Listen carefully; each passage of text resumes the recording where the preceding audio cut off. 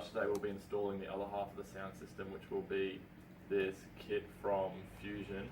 We're going to break it down into a few easy steps, which will be running the power cable through the firewall, and then the trigger wire and RCAs into the head unit, and then the bass controller. So this kit, I think, was $150, and it's a 10-inch sub. It comes with a built-in amp and the wiring kit, so that's everything you need to install it if you've already got a head unit.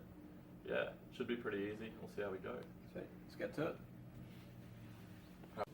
So the first thing you want to do is locate the battery so you know where you need to run it from, and then along the back wall of the car there is a rubber grommet that we're going to have to find in the first place. That you'll be able to thread this through so it goes into the engine bay, and it'll be, I think most of the time it's on the passenger side, so if you get under the passenger side footwell and look up on the firewall with the torch, you should be able to find it and then penetrate it. Sweet, so we'll get back to you once we've found it and we're threading it through. Have a look. So, if we can see in here with the camera, I'll try and get you in there a bit better. That right there is the grommet we're going to be trying to get through. I'm going to actually try and pull it out, then thread it and plug it back in. Best way to do this is actually do it when the car is cold, not been running for a bit, because you'll definitely burn yourself. We've made that mistake a few times. But yeah, so right now we're going to try and get the power wire through that and through to the other side where Kyle will be pulling it through.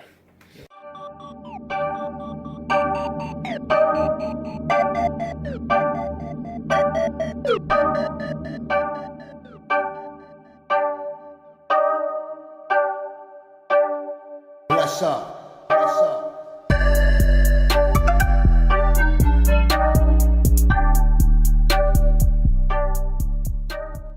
And once it's all the way through, I'll take stop. So yeah, we'll just leave this in the engine bay. Make sure this end doesn't touch anything, otherwise it'll spark like crazy. Same with this one. Yep. So it came through. Do you want me to just show them where it? Alrighty, let's get up in here. You might. Alright, so follow the red cable pretty much, and it's a little bit hard to see up in there, but you pretty much just, it's up behind there, you can't see it, which is alright. We just push the power cable through until it dangled down into the footwell. That's exactly it. Hello, Lucy. Lucy's excited. Alright, so now we've got the power cable through, we have to pull out the head unit again so we can attach the RCAs and the trigger wire to the back of the head unit. So this should just pull out again. So the way it goes in was it just pops straight in, so you Yeah, can pull it just- out if you're gentle enough, because you definitely don't want to break anything, obviously. So try and get that side. Good. There we go.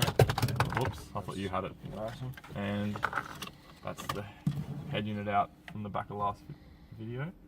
So the RCAs will go in there, so red to white, and then might have to look at a wiring diagram, just double check that trigger. Yeah, because it's I think usually it'll be this one. usually a blue wire, but we don't know which blue wire it is, so we're gonna have to look that up.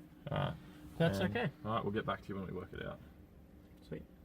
I have the manual for the head unit here, and if you can see, it says blue, white, antenna or control wire, so that's what's going to tell the amp to turn on. So this will send a signal so the amp's not running the whole time. So, yep. So when running the wires, we're going to try and run them all along with one, like the same side of the car, so it's nice and easy. So with the head unit out, you can get your RCAs and then look down for like a bit of light to feed it through, and it should just drop down into the footwell. So Dylan, if you're just going to pass them down to me. And there they are. We'll pull it all Then the we'll way just pull it through. And so now, depending on what head unit you got, will determine how many RCAs you got. And because this one has 3, there's a set of RCAs dedicated to a subwoofer. So it and goes rear, front, and subwoofer. it's written on it. So yeah, you just go match the red to red And the white. and the white to the white. Make sure they're in. So that's the RCAs done. Now we just got to do that trigger. Yep. Yep. So to connect these two ground the triggers, we're going to use a less favourable method of ours, called the old twist and tape, because we can't be bothered soldering. So we've got the tape now. You're going to want to start like on one side of it, and then just work your way. Sort of want to pull it relatively tight. You don't want it to be loose. We'll chuck this back down through the hole. You're going to have to probably push the harness out of the way. Yeah, that's right.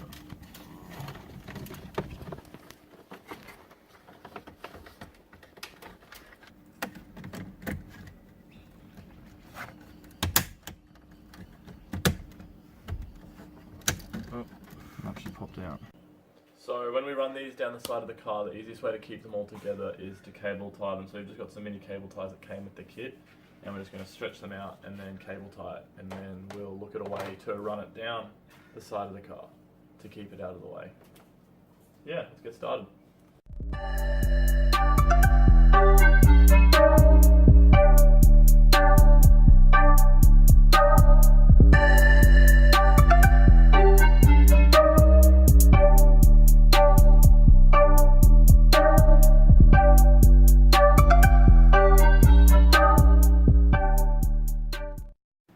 So we just pulled the seat out to make it easier access, and this is where it came out from the back.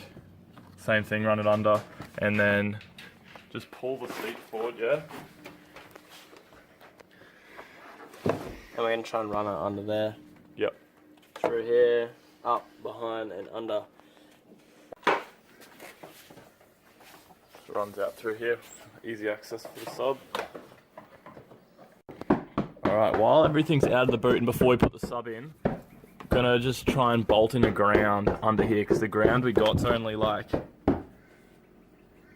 2 meters long. So we're hoping to find something under the spare tire.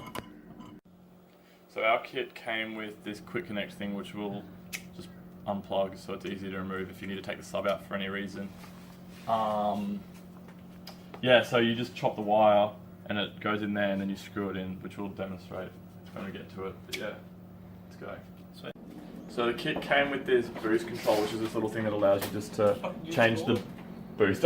Bass control allows you to change the bass from inside the car. So we forgot, we're just going to run it down the opposite side so that it's already on the driver's side, and you can just mount this anywhere on the dash with either double-sided tape, or if you're feeling committed, just like self-tapping screws. So we're not going to pull up the panels this time, we're just going to thread it underneath the plastics. There's only a thin cord. So yeah. Alright, moment of truth here. We've got to turn the car on, hopefully the lights come on. Alright, how's that? Yeah, there it is. Got a green light. That's our good.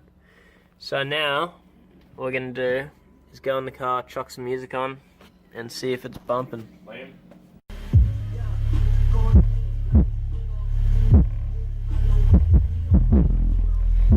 I can feel my hair like vibrating. It's definitely working. So yeah, as you can see, sub's in the car, it's ready to go. All you got to do now is just play around with your bass settings, which is just up to personal preference. And yeah, try not to shake the car apart. See you next time on DK Garage. Too easy.